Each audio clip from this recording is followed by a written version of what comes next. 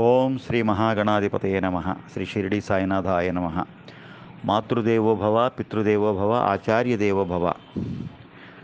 సర్వసాధారణంగా చాలా చోట్ల ఏవో ఒక రకమైనటువంటి వాస్తు దోషాలు ఉండడానికి అవకాశం ఉంది.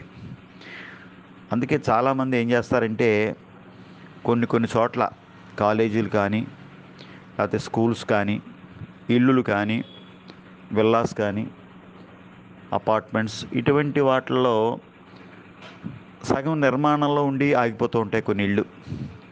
లేదా ఏదో ఎందుకో పని ఆగిపోతుంది అంతవరకు అయ్యి ఆఖరి స్థాయిలో. దానివల్ల ఆ కట్టినటువంటి యజమాని కాంట్రాక్టర్ చాలా నష్టపోతాడు.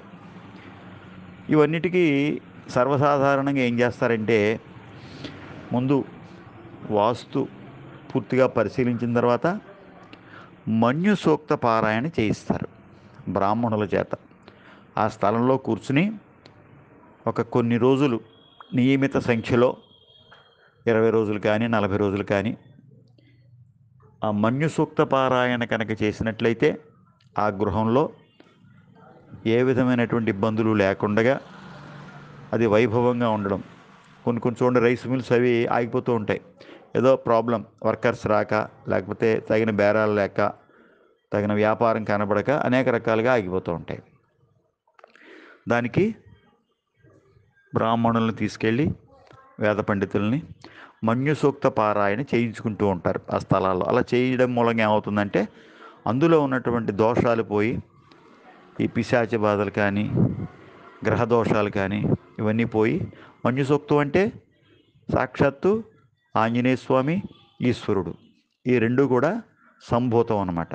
కాబట్టి ఆ మన్యు సూక్త పారాయణ చేయించినట్లయితే అవి చాలా విజయవంతంగా నడుస్తాయి.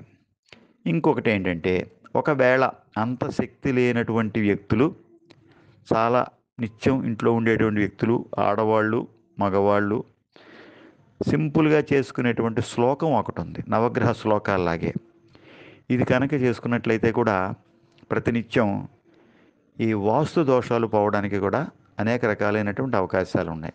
అది ఏంటంటే, ఈ శ్లోకాన్ని బాగా గుర్తుపెట్టుకోండి. ఇది పారాయణ చెయ్యండి. ఎంత బాగా పారాయణ చేస్తే ఆ ఇంట్లో అంత లాభం. ఆ విధంగా వాస్తు దోషాలు పోతాయి. గాలి, ధూళి, పిశాచాలు ఇటువంటి భయాలు ఉన్నటువంటి వ్యక్తులు ఉంటారు కదా, అర్ధరాత్రి వేళ అనేక రకాల ధ్వనులు రావడం, ఏదో తెలియనటువంటి భయం ఆ ఇంట్లో ఉన్నప్పుడు పీడ కలలు రావడం, ఇవన్నిటికీ కూడా ఇది ఒక శ్లోకం ఉంది. ఆడవాళ్ళు కానీ మగవాళ్ళు కానీ ఎవరైనప్పటికీ కూడా ఈ శ్లోకాన్ని అందరూ పఠించవచ్చు. నమస్తే వాస్తుదేవేశ సర్వదోష హరో భవ, శాంతి కురు సుఖం దేహి సర్వాన్ కామాన్ ప్రయచ్చమే. ఈ శ్లోకాన్ని కనుక యథాశక్తి ఎంతవరకు పఠిస్తే అంత మంచిది. అయితే బాగా ఎక్కువగా దోషం ఉన్నటువంటి చోట్ల ప్రతినిత్యం యజమాని కానీ యజమాని భార్య కానీ ఒక 108 సార్లు ఈ శ్లోకాన్ని కనుక పారాయణ చేస్తూ ఉన్నట్లయితే ఆ గృహంలో ఉన్నటువంటి దోషాలు పోతాయి. అదేవిధంగా దీంతో పాటుగా ధూపం, దీపం, నైవేద్యం ఈ 3 కూడా జరగాలి.